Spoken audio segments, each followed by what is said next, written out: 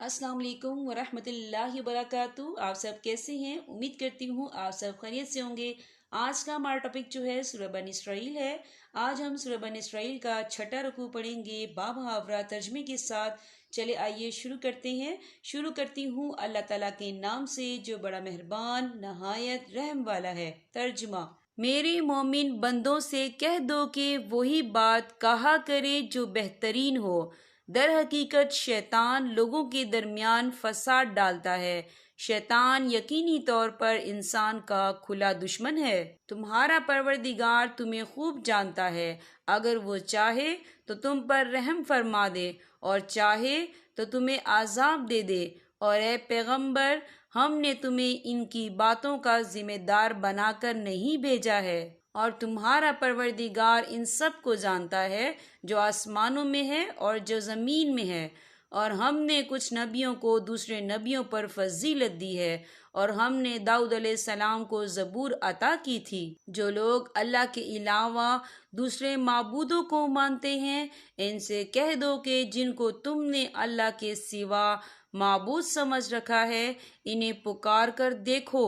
होगा ये कि ना वो तुमसे कोई तकलीफ दूर कर सकेंगे और ना इसे तब्दील कर सकेंगे। जिनको ये लोग पुकारते हैं वो तो खुद अपने परवरदिगार तक पहुंचने का वसीला तलाश करते हैं कि इनमें से कौन अल्लाह के ज़्यादा करीब हो जाए, और वो इसकी रहमत के उम्मीदवार रहते हैं और इसके आज़ाब से डरते हैं।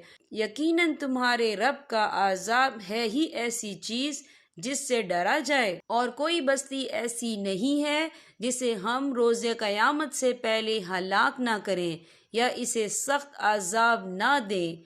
ये बात तकदीर की किताब में लिखी जा चुकी है। और हमको निशानियां यानी कफ़ार के मांगे हुए मौज़ात भेजने से किसी और चीज़ ने नहीं बल्कि इस बात ने रोका है कि पिछले लोग ऐसी निशानियों को झुटला चुके हैं।